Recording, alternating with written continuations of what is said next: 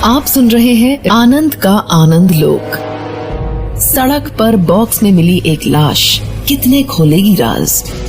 किस तरह एक लड़की बनी एक लड़के के झूठे प्यार का निशाना, और किस तरह दोनों को चुकानी पड़ी आनंद लीला की कीमत। सुनते हैं कहानी आनंद का आनंद लोक।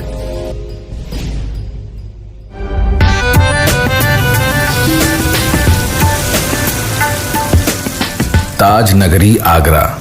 आगरा ताजमहल के लिए ही प्रसिद्ध नहीं है, बस लोगों के देखने का अपना अपना नजरिया है। क्योंकि ऐसे लोगों की कमी नहीं जो आगरा को जूतों के लिए भी जानते हैं। बड़ी कंपनियां अपने ब्रांड के जूते यहीं बनवाती हैं। राम सिंह एक बड़ी जूता कंपनी में काम करते थे। उनका घर आगरा के प्रकाश नगर बस्ती में था। राम सिंह के परिवार में उनकी पत्नी सरोज और 3 बेटियां थीं। बेटा एक ही था, सागर। 2007 में राम सिंह ने बड़ी बेटी लता का विवाह फिरोजाबाद के गांव हुमायूंपुर के निवासी शशि पंडित से कर दिया। एकलौता बेटा सागर जूता फैक्ट्री में जूतों के लिए चमड़े की कटिंग का काम करता था। विवाह की उम्र हो गई तो 2012 में राम सिंह ने सागर का विवाह कर दिया। विवाह के बाद उसके 2 बच्चे हुए। 2014 में सागर का बाइक से एक्सीडेंट हो गया, जिसके कारण उसकी दाईं आंख में चोट लगी। उसकी दाईं आंख खराब हो गई। उसे नकली आंख लगवानी पड़ी। अपने इकलौते बेटे सागर की ऐसी हालत देखकर राम सिंह भी बीमार पड़ गए। वो तनाव में रहने लगे। नतीजा ये निकला कि वो हाइपरटेंशन के मरीज हो गए और उन्हें घर में रहने को मजबूर होना पड़ा। दूसरी ओर सागर ठीक होकर काम पर जाने लगा, लेकिन बड़े परिवार में अकेले उसकी आय से क्या होता। घर के खर्चे, किरण की पढ़ाई का खर्च, पिता की दवाइयों का खर्च अलग। ऐसे में वो धीरे धीरे कर्ज में डूबने लगा। इसी बीच राम सिंह की मृत्यु हो गई। राम सिंह की मौत के बाद एक समय वो भी आया जब सागर को अपना घर बेचने की सोचनी पड़ी। सागर ने मकान बेचकर कर्जे चुकाए। 8 माह किराए पर रहने के बाद उसने अपने पहले मकान के पास ही मकान ले लिया। उस मकान में 2 ही कमरे थे। जगह की कमी के वजह से सागर ने देवनगर नगला छुआ में किराए का एक और कमरा ले लिया। वहां वो अपनी पत्नी और बच्चों के साथ रहने लगा। सागर की मां सरोज घरों में झाड़ू पोछे का काम करके घर का खर्च चलाने लगी। सागर की बहन किरण ने जीजाजी से पढ़ाई की। बीए करने के बाद उसने बीएड भी कर लिया। आनंद उर्फ अतुल किरण की बड़ी बहन लता की ससुराल के पास रहता था। 35 वर्षीय अतुल न केवल शादीशुदा था बल्कि उसके 3 बच्चे भी थे। बीएससी पास आनंद खुराफाती दिमाग का था। उसने फिरोजाबाद में फाइनेंस कंपनी खोली और लोगों को लालच देकर खूब लूटा। जब लोग उसे तलाशने लगे तो वो आगरा भाग गया था। आनंद ने लता के पति शशि से कहा कि उसे कहीं नौकरी पर लगवा दे। शशि उसे अच्छी तरह जानता था कि वो किस तरह का इंसान है, फिर भी उसकी मदद की। शशि ने उसे आगरा के एक डॉक्टर के यहां नौकरी पर लगवा दिया। इसके बाद आनंद ने बदल बदल कर 2-3 जगह और नौकरी की। फिर वो थाना जगदीशपुरा के गढ़ी भदौरिया स्थित खुशी नेत्रालय में बतौर कंपाउंडर काम करने लगा। नेत्रालय के बने कमरे में ही वो रहता भी था। आनंद की तलाश में घर में घुस आनंद ने शशि पंडित की ससुराल यानी किरण के घर आना जाना शुरू कर दिया। वहां वो किरण से मिलने आता था। सांवले रंग की किरण आकर्षक नयन नक्श वाली नव युवती थी। सांचे में ढला उसका बदन किसी मूर्तिकार के हाथों का अद्भुत नमूना जान पड़ता था। 25 वर्षीय किरण पूरी तरह जवान हो गई थी। उसका पूरा यौवन खिलकर महकने लगा था। उसके ख्यालों में भी सपनों का राजकुमार दस्तक देने लगा था। अकेले बिस्तर पे पड़ी वो उसके ख्यालों में खोई रहती थी। सोचते सोचते कभी हंसने लगती थी तो कभी लजाती भी थी। वो उम्र के उस पायदान पर खड़ी थी जहां ऐसा होना स्वाभाविक था, आनंद की नजर किरण पर पड़ी तो वो उस पर आसक्त हो गया। किरण के परिवार के बारे में वो सब कुछ जान गया था। ऐसे में वो किरण को अपने प्रेम जाल में फंसाने के जतन करने लगा, ये सब जानते हुए भी कि वह विवाहित है और किरण अविवाहित।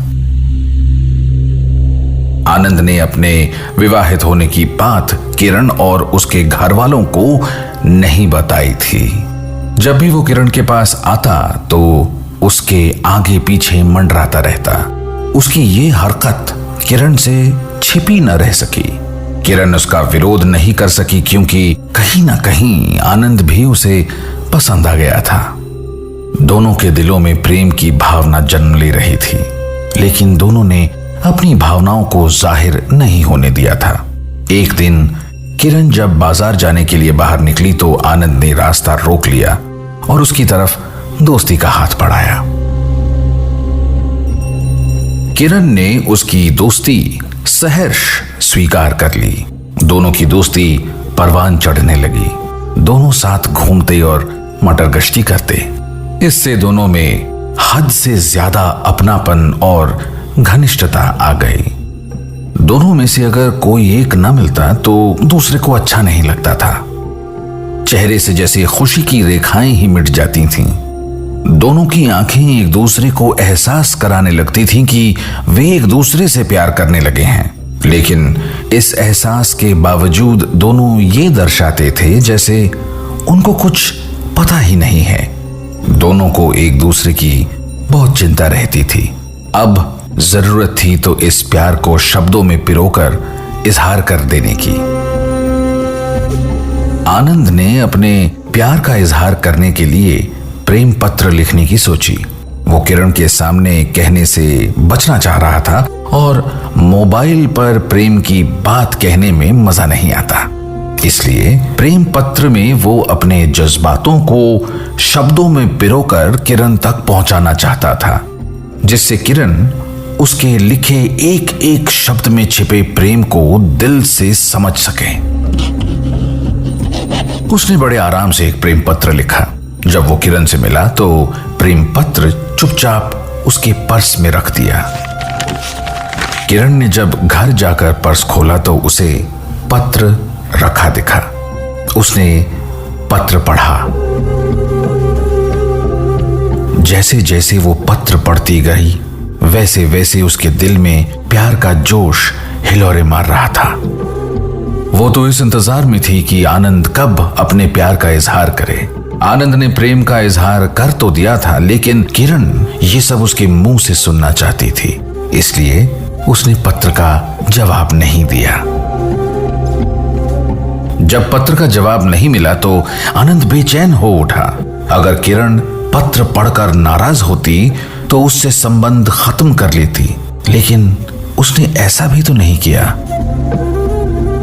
एक दिन आनंद किरण की आंखों में आंखें डालकर बोला, किरण, मेरा दिल तुम्हारे पास है क्या? आश्चर्य में किरण के मुंह से यह शब्द निकला तो आनंद तुरंत बात बदलते हुए बोला, मेरा मतलब यह है कि मेरा दिल एक फिल्म देखने का है। फिल्म की मैटिनी शो की 2 टिकटें हैं मेरे पास। आज फिल्म देखने चलते हैं, चलोगी? क्यों नहीं चलूंगी, वैसे भी पहली बार फिल्म दिखाने के लिए ले जा रहे हो। किरण की बात सुनकर आनंद मुस्कुराया। फिर दोनों फिल्म देखने सिनेमा घर पहुंच गए। फिल्म शुरू हो गई, लेकिन आनंद का दिल फिल्म देखने के बजाय किरण से प्यार करने को मचल रहा था। कुछ नहीं सूझा तो उसने अपना हाथ किरण के हाथ पर रख दिया और उसके हाथ को धीरे धीरे सहलाने लगा। किरण ने सोचा कि शायद वो अंधेरे का फायदा उठाकर उससे प्यार का इजहार करना चाहता है, इसीलिए वो फिल्म दिखाने लाया है।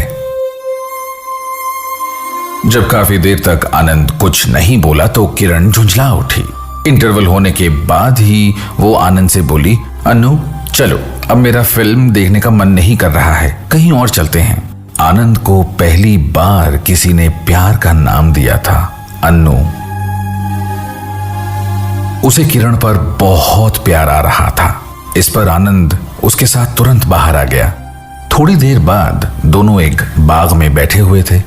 किरण का धैर्य जवाब दिया गया था। वो आनंद से बोली, अन्नू, मुझे न जाने क्यों लगता है कि कई दिनों से तुम मुझे कुछ कहना चाहते हो, लेकिन संकोचवश कह नहीं पा रहे हो। किरण ने यह बात आनंद की आंखों में आंखें डालकर कही थी। इससे आनंद का हौसला बढ़ा तो वो बोला, किरण, मैंने कई बार तुमको अपने दिल की बात पहुंचाई, लेकिन तुमने जवाब देना उचित न समझा। ये भी तो हो सकता है कि मेरा मन उस बात को तुम्हारे मुंह से सुनना चाह रहा हो। यह सुनकर आनंद चौंका। उसे उम्मीद की एक किरण दिखी तो उसने उत्साहित होकर किरण का हाथ थाम लिया। किरण, मैं तुम्हें प्यार करने लगा हूं। यही बात मैं तुमसे कहने की कोशिश कर रहा था, लेकिन तुम्हारी तरफ से कोई जवाब न मिलने की वजह से मैं बेचैन था। अब मेरी मोहब्बत का आईना तुम्हारे हाथों में है। चाहो तो उसमें अपना अक्स देखकर मेरी जिंदगी संवार दो, या उसे चकनाचूर कर मेरी सांसों की डोर तोड़ दो। फैसला कर लो, तुम्हें क्या करना है। आनंद के प्रेम की गहराई देखकर किरण के चेहरे पर खुशी की लहर दौड़ गई। वो अपना दूसरा हाथ आनंद के हाथ पर रखते हुए बोली, अन्नू, मैं भी तुम्हें बहुत चाहती हूं। मैं ये बात जान चुकी थी कि तुम भी मुझसे प्यार करते हो, लेकिन जुबान से प्यार का इजहार करने के बजाय तुम दूसरे तरीके अपना रहे थे। इससे मेरी झुंझलाहट बढ़ती जा रही थी। ये कहां जरूरी है कि प्यार का इजहार जुबान से किया जाए, वो तो किसी भी तरीके से किया जा सकता है। ये अलग बात है कि तुम्हारे दिल में जुबान से इजहार सुनने की चाहत छिपी थी, लेकिन तुम्हारे जवाब न देने से मेरी कई रातें जागते हुए बीती। आनंद ने एक पल में अपने दिल की तड़प को बयां कर दिया। खैर, जो हुआ सो हुआ। अब आगे से गलती नहीं होगी। प्लीज मुझे माफ कर दो। किरण ने इतनी मासूमियत से कहा कि आनंद ने मुस्कुराते हुए उसे सीने से लगा लिया। सीने से लगते ही किरण ने भी प्यार में डूबकर अपनी आंखों के पर्दे गिरा दिए। दोनों एक अजीब सा सुकून महसूस कर रहे थे। वहां कुछ देर और रुककर दोनों वापस लौट गए। इसके बाद तो दोनों के प्यार को मानो पंख ही लग गए। मिलने के लिए आनंद के पास वैसे ही जगह नहीं थी। जिस नेत्रालय में वो रहता था उसके अलावा उसका और कोई ठिकाना नहीं था। एक दिन उसने नेत्रालय के उसी कमरे में जिसमें वो रहता था, उसने किरण के जिस्म से आनंद लेने का मन बना लिया। वो दिन भी आ गया जब आनंद ने प्यार के पलों में किरण को बहका लिया और उसके जिस्म से अपने जिस्म का मेल कर लिया। दोनों के मन के साथ साथ तन भी मिल गए। किरण के तन को पाकर आनंद काफी खुश था। उसके बाद तो ये मिलन बराबर दोहराया जाने लगा। 2016 में आनंद ने खुशी नेत्रालय में किरण की भी नौकरी लगवा दी। अब हर समय किरण और आनंद एक दूसरे के साथ ही होते थे। उनकी मोहब्बत परवान चढ़ती रही। एक वर्ष बीतते बीतते दोनों के संबंध की जानकारी किरण की मां सरोज को हो गई। ये पता लगते ही उन्होंने किरण की नौकरी छोड़वा दी, लेकिन किरण फिर भी आनंद से मिलती रही। किरण तो सपने में भी नहीं सोच सकती थी कि आनंद उससे प्यार का नाटक कर रहा है। शादी का झांसा देकर वो उसके जिस्म से खेल रहा है। इस बीच किरण से विवाह के लिए कई रिश्ते आए, लेकिन उसने मना कर दिया। उसके चक्कर में उसकी छोटी बहन कविता का विवाह भी नहीं हो सका। किरण की मां सरोज व भाई सागर को मथुरा का एक अच्छा परिवार मिल गया। उस परिवार का लड़का दिल्ली में रहकर सोफे बनाने का काम करता था।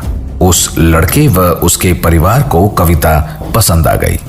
परिवार अच्छा होने की वजह से सरोज ने उस युवक से अपनी बेटी कविता की कोर्ट मैरिज करा दी। ये पिछले साल नवंबर की बात है। इधर किरण जब भी आनंद से मिलती तो विवाह करने की जिद करती। अब आनंद के लिए किरण को समझाना मुश्किल होने लगा था। इसे लेकर वो तनाव में रहने लगा। कोरोना वायरस का प्रकोप पूरे विश्व में फैला हुआ था। उससे बचाने के लिए भारत सरकार ने देश भर में लॉकडाउन कर रखा था। उत्तर प्रदेश की बात करें तो ताज नगरी आगरा में कोरोना संक्रमितों की संख्या सबसे अधिक थी। 21 अप्रैल की रात 9 बजे आगरा के थाना लोहा मंडी क्षेत्र के हसनपुरा में रहने वाले वरुण प्रजापति ने गजानन नगर में रहने वाली डॉक्टर गरिमा बंसल के घर के पास एक कार्टन बॉक्स पड़ा देखा। आश्चर्य की बात यह थी कि वह बॉक्स सफेद चादर में बंधा हुआ था। वरुण ने आसपास के लोगों को बुलाया। लोगों के आने पर तरह तरह की बातें होने लगी। ये रहस्य जानने को सभी बेकरार थे कि बॉक्स में आखिर है क्या। पता चला कि वह कार्टन बॉक्स दोपहर में वहां नहीं था। शाम को अंधेरा घिरने पर किसी ने उसे वहां डाला होगा। मामला संदिग्ध होने पर वरुण ने 112 नंबर पर कॉल करके पुलिस को सूचना दे दी। सूचना मिलते ही एसपी सिटी रोत्रे बोहन प्रसाद व शाहगंज थाना पुलिस मौके पर पहुंच गई। जहां बॉक्स मिला था वहां से महज 1 किलोमीटर की दूरी पर थाना शाहगंज था। इंस्पेक्टर सत्येंद्र राघव ने वहां पहुंचने के बाद एक पुलिसकर्मी को पीपीआई किट पहनाकर 2 फुट का वह कार्टन बॉक्स खुलवाया। बॉक्स खुलने पर उसमें एक युवती की लाश मिली। मृतका की उम्र लगभग 25-26 वर्ष रही होगी। उसके गले पर दबाने के निशान थे। मृतका ने नीले रंग का सलवार सूट पहन रखा था। उसके पैर दुपट्टे से बंधे हुए थे। दाएं हाथ पर किरण लिखा था। बॉक्स पर जो चादर बंधी थी और वो बॉक्स किसी अस्पताल के लग रहे थे। बॉक्स दवाइयों में इस्तेमाल होने वाला था। चादर भी अस्पतालों में बिछाई जाने वाली थी। इससे लगा कि हत्यारे का कनेक्शन किसी हॉस्पिटल से है। 1 किलोमीटर तक के अस्पतालों की जानकारी एकत्र की गई तो ऐसा कोई हॉस्पिटल नहीं मिला। मृतका की लाश की फोटो भी कोई नहीं पहचान पाया। मृतका की शिनाख्त नहीं हो पाई तो इंस्पेक्टर सत्येंद्र राघव ने लाश को मॉर्चुरी में रखवा दिया। फिर थाने आकर उन्होंने वरुण प्रजापति से लिखित तहरीर ली और अज्ञात के विरुद्ध भांदवी की धारा 302/201 के तहत मुकदमा दर्ज करा दिया। वो अभागी किरण ही थी।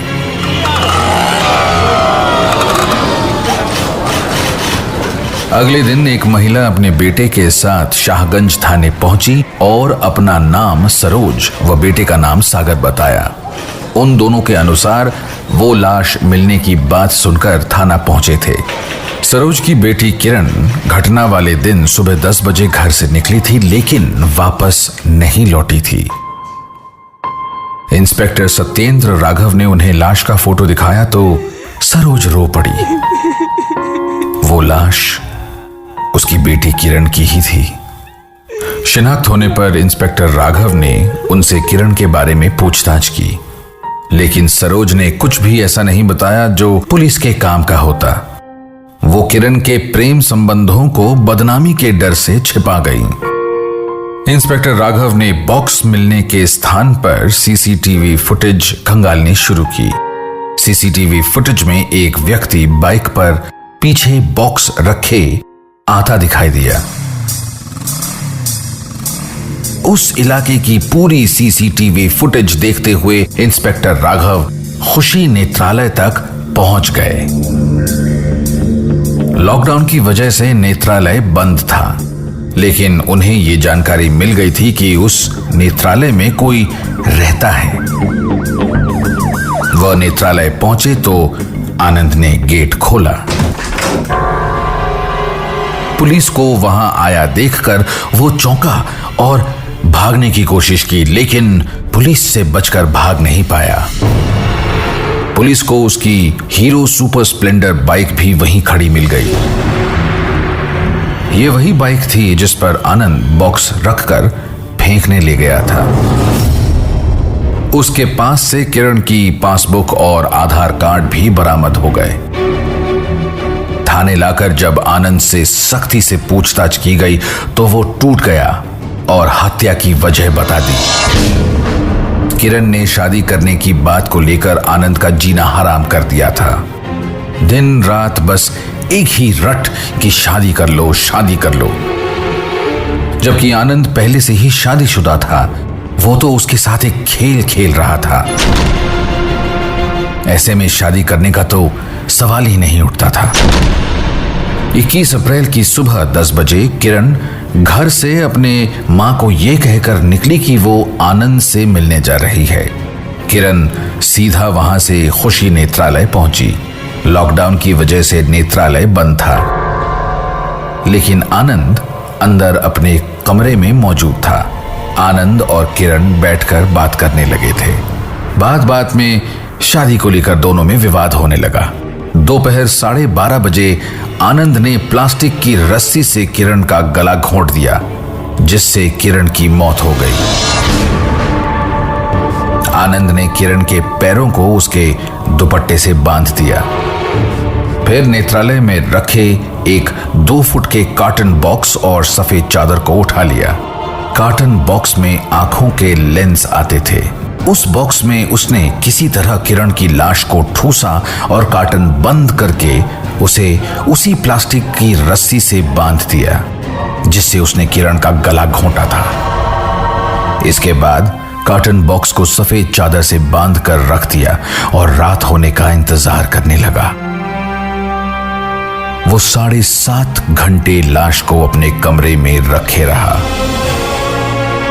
रात 8 बजे उसने बॉक्स को अपने हीरो सुपर स्प्लेंडर बाइक पर रखा और गजानन नगर में डॉक्टर गरिमा बंसल के घर के पास डाल दिया। फिर वो वहां से चला गया, लेकिन उसका गुनाह छिप न सका और वो पकड़ा गया। इंस्पेक्टर सत्येंद्र राघव ने आवश्यक कानूनी लिखा पढ़ी करने के बाद अतुल कुमार उर्फ आनंद को न्यायालय में पेश किया, जहां से उसे न्यायिक अभिरक्षा में जेल भेज दिया गया।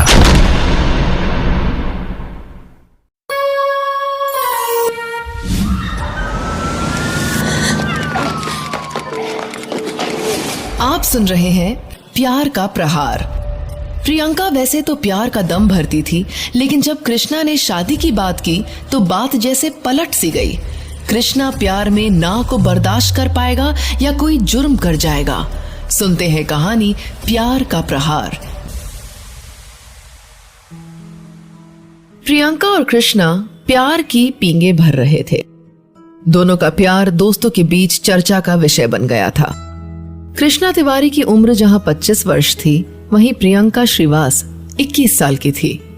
दोनों अक्सर छत्तीसगढ़ के बिलासपुर शहर की सड़कों पर एक दूसरे का हाथ थामे घूमते हुए दिख जाते। कृष्णा उसे अपनी बुलेट मोटरसाइकिल पर भी घुमाता था। दोनों का प्रेम परवान चढ़ रहा था। कृष्णा तिवारी उर्फ डब्बू मूलतः कोनी बिलासपुर का रहने वाला था और प्रियंका पास के ही बिल्हा शहर के मुड़ीपार गांव की थी। वह बिलासपुर में अपने मौसा जोगीराम के यहाँ रहकर BA फाइनल की पढ़ाई कर रही थी। एक दिन कृष्णा ने शहर के विवेकानंद गार्डन में घूमते घूमते प्रियंका से कहा, प्रियंका, आज मैं तुमसे एक बहुत खास बात करने जा रहा हूँ, जिसका शायद तुम्हें बहुत समय से इंतजार होगा। क्या? प्रियंका ने स्वाभाविक रूप से कहा, मैं तुमसे शादी करना चाहता हूँ। मैं चाहता हूँ कि हम दोनों शादी कर लें या फिर घर परिवार से कहीं दूर भाग चले। नहीं नहीं, मैं भागकर शादी नहीं कर सकती। वैसे भी अभी मैं पढ़ रही हूँ। शादी होगी तो मेरे माता पिता की सहमति से ही होगी। तब तो प्यार भी तुम्हें अपने मम्मी पापा की आज्ञा से ही करना चाहिए था। कृष्णा ने उसकी खिल्ली उड़ाते हुए मीठे स्वर में कहा, देखो, प्यार और शादी में बहुत बड़ा फर्क है। तुम मुझे अच्छे लगे तो तुमसे दोस्ती हो गई और फिर प्यार हो गया। प्रियंका ने सफाई दी, अच्छा, ये तो बड़ी कृपा की आपने हुजूर। कृष्णा ने विनम्र भाव से कहा। अब कुछ और कृपा बरसाओ, मेरी ये इच्छा भी पूरी करो। देखो डब्बू, तुम मेरे पापा को नहीं जानते, वो बहुत ही गुस्से वाले हैं। मैं माँ को तो मना लूंगी, मगर पापा के सामने तो बोल तक नहीं सकती। वो तो, अरे बाप रे। कहते कहते प्रियंका की आंखें फैल गईं और चेहरा सुर्ख हो उठा। प्रियंका, तुम कहो तो मैं पापा से बात करूं या फिर उनके पास अपने पापा को भेज दूं? मुझे यकीन है कि हमारे खानदान रुतबे को देखकर तुम्हारे पापा जरूर हाँ कह देंगे।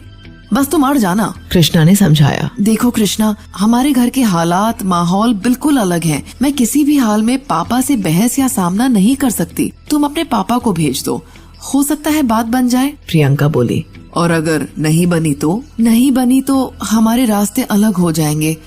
इसमें मैं क्या कर सकती हूँ? प्रियंका ने जवाब दिया। एक दिन कृष्णा तिवारी के पिता लक्ष्मी प्रसाद तिवारी प्रियंका श्रीवास के पिता नारद श्रीवास से मिलने उनके घर पहुंच गए। नारद श्रीवास का एक बेटा और 2 बेटियां थी। वो किराने की एक दुकान चलाते थे। लक्ष्मी प्रसाद ने विनम्रता पूर्वक अपना परिचय देते हुए कहा, भाई साहब, मैं आपसे मिलने बिलासपुर से आया हूँ। आपसे कुछ महत्वपूर्ण बातचीत करना चाहता हूँ। नारद श्रीवास ने उन्हें ससम्मान घर में बिठाया और खुद सामने बैठ गए। लक्ष्मी प्रसाद तिवारी हाथ जोड़कर बोले, मैं आपके यहाँ आपकी बड़ी बेटी प्रियंका का अपने बेटे कृष्णा के लिए हाथ मांगने आया हूँ। यह सुनकर नारद श्रीवास आश्चर्यचकित होकर लक्ष्मी प्रसाद की ओर ताकते रह गए। उनके मुंह से बोल नहीं फूट रहे थे। तब लक्ष्मी प्रसाद बोले, भाई साहब, मेरे बेटे कृष्णा को आपकी बिटिया पसंद है। हालांकि हम लोग जाति से ब्राह्मण हैं, मगर मेरे बेटे की इच्छा ध्यान में रखते हुए आपके पास चले आए। आशा है आप इनकार नहीं करेंगे। ये सुनकर नारद श्रीवास के चेहरे का रंग बदलने लगा।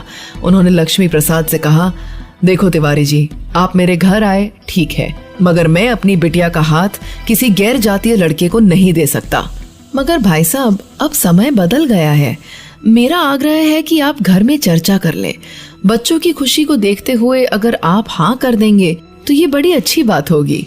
लक्ष्मी प्रसाद ने सलाह दी। देखिए पंडित जी, मैं समाज के बाहर बिल्कुल नहीं जा सकता।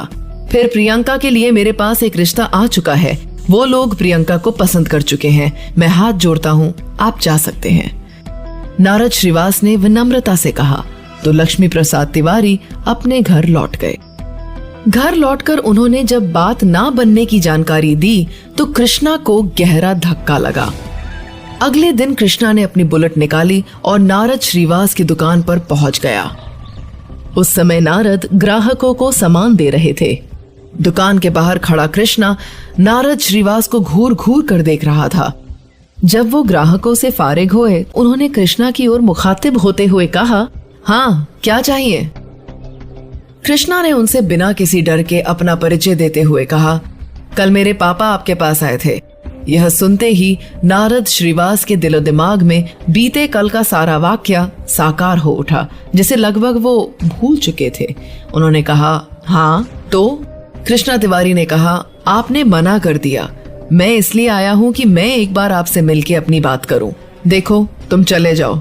मैंने तुम्हारे पिताजी को सब कुछ बता दिया है और इस बारे में अब मैं कोई बात नहीं करूंगा।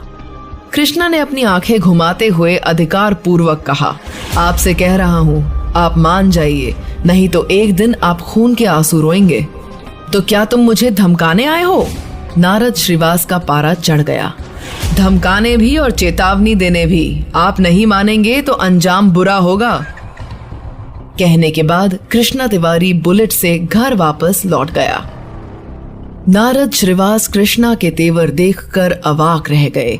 उन्होंने सोचा कि यह लड़का एक नंबर का बदमाश जान पड़ता है। मैंने अच्छा किया कि इसके पिता की बात नहीं मानी। उन्होंने उसी दिन अपने साढ़ू भाई जोगीराम श्रीवास को फोन करके सारी बात बता दी। उन्होंने उनसे प्रियंका पर विशेष नजर रखने की बात कही, क्योंकि प्रियंका उन्हीं के घर रहकर पढ़ रही थी। नारद की बातें सुनकर जोगीराम ने उनसे कहा, आप बिल्कुल चिंता मत करो, मैं खुद प्रियंका से बात करके देखता हूँ और आप लोग भी बात करो। इसके अलावा आप धमकी देने वाले कृष्णा के खिलाफ पुलिस में रिपोर्ट दर्ज करा दो। नहीं, पुलिस में जाने से हमारी ही बदनामी होगी। मैं अब जल्द ही प्रियंका की सगाई शादी की बात फाइनल करता हूँ, नारद बोले। 21 अगस्त 2019 डब्बू उर्फ कृष्णा ने प्रियंका को सुबह सुबह लवली मॉर्निंग का व्हाट्सएप मैसेज भेजा और लिखा, प्रियंका हो सके तो मुझे मिलो, कुछ जरूरी बातें करनी है। जाने क्यों रात भर तुम्हारी याद आती रही, इस वजह से मुझे नींद भी नहीं आ सकी। प्रियंका ने मैसेज का प्रत्युत्तर हमेशा की तरह दिया, ठीक है, ओके। प्रियंका रोजाना की तरह उस दिन भी तैयार होकर कॉलेज के लिए निकलने लगी तो मौसा और मौसी ने उसे बताया कि वो घर परिवार की मर्यादा को ध्यान में रखे। कृष्णा से मेल मुलाकात उसके पापा को पसंद नहीं है। तुम्हें शायद ये पता नहीं कि कृष्णा ने मुड़ी पार पहुंचकर धमकी तक दे डाली है। ये अच्छी बात नहीं है। अगर इसमें तुम्हारी शय ना होती तो क्या उसकी इतनी हिम्मत हो पाती? मौसी की बात सुनकर प्रियंका मुस्कुराई। वो जल्द जल्द चाय पीते हुए बोली, मौसी आप जरा भी चिंता मत करना, मैं घर परिवार की नाक नहीं कटने दूंगी।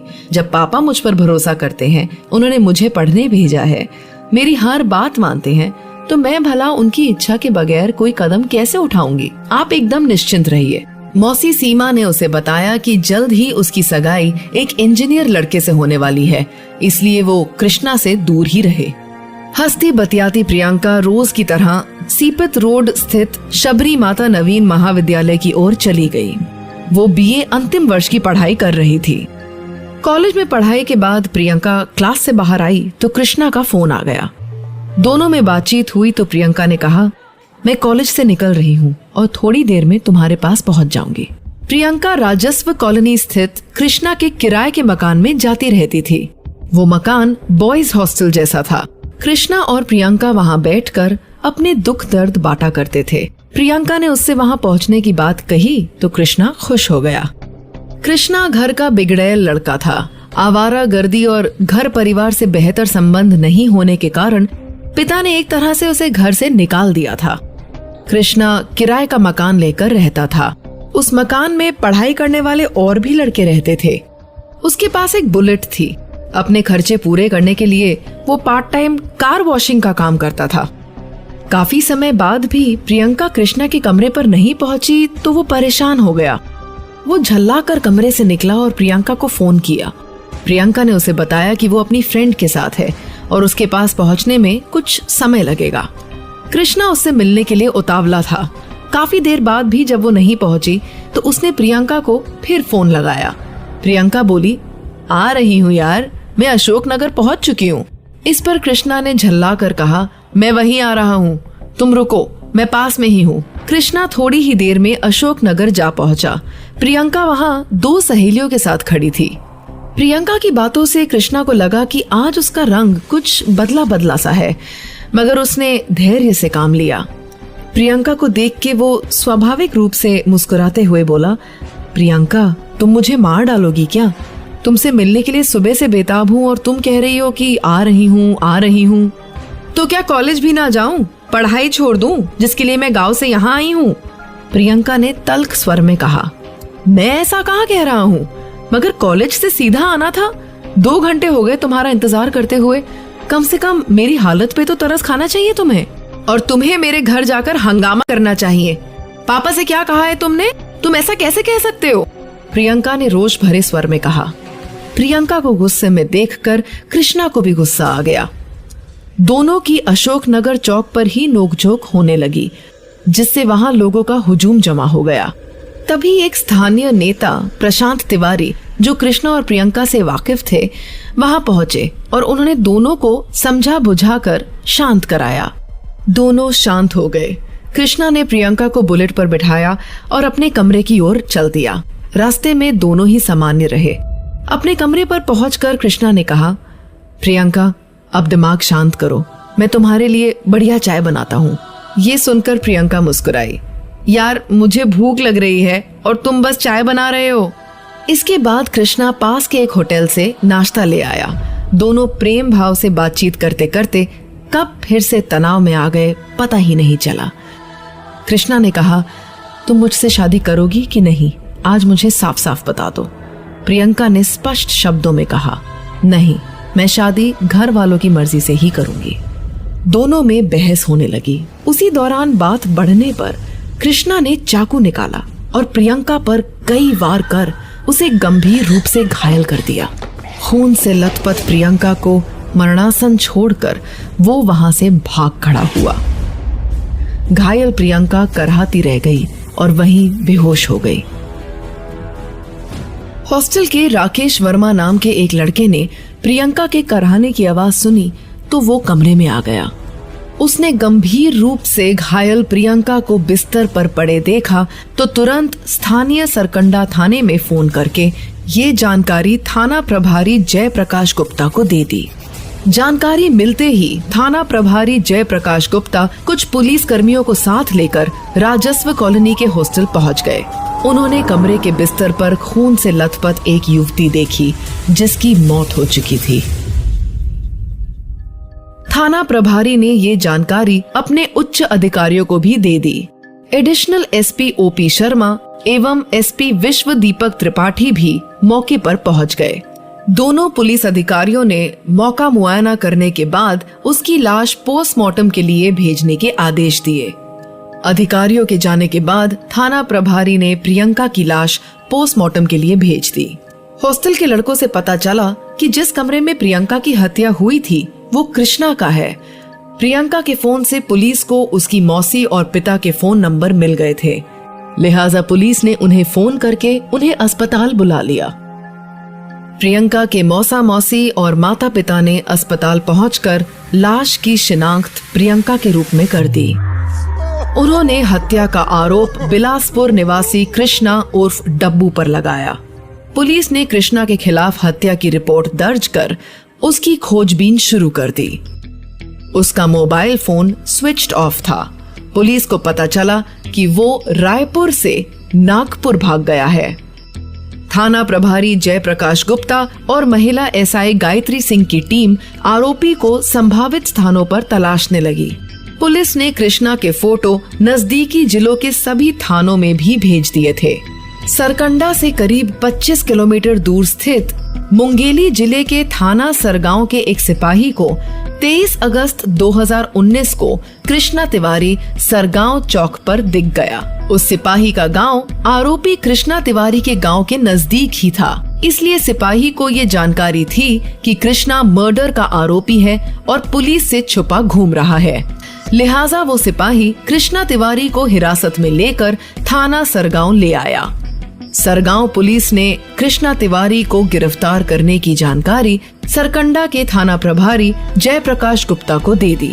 उसी शाम सरकंडा थाना प्रभारी कृष्णा तिवारी को सरगांव से सरकंडा ले आए। उससे पूछताछ की गई तो उसने प्रियंका की हत्या करने का अपराध स्वीकार कर लिया। उसकी निशानदेही पर पुलिस ने घटना स्थल से एक चाकू भी बरामद किया जो 3 टुकड़ों में था। कृष्णा ने बताया कि हत्या करने के बाद वो बुलेट से सीधा रेलवे स्टेशन की तरफ गया। उस समय उसके कपड़ों पर खून के धब्बे लगे थे। उसके पास पैसे भी नहीं थे। स्टेशन के पास अनुराग मानिकपुरी नाम के एक दोस्त से उसने 500 रुपए उधार लिए और रायपुर की तरफ निकल गया। कृष्णा तिवारी उर्फ डब्बू से पूछताछ कर पुलिस ने उसे 24 अगस्त 2019 को मुख्य न्यायिक दंडाधिकारी बिलासपुर के समक्ष पेश किया, जहां से उसे जेल भेज दिया गया।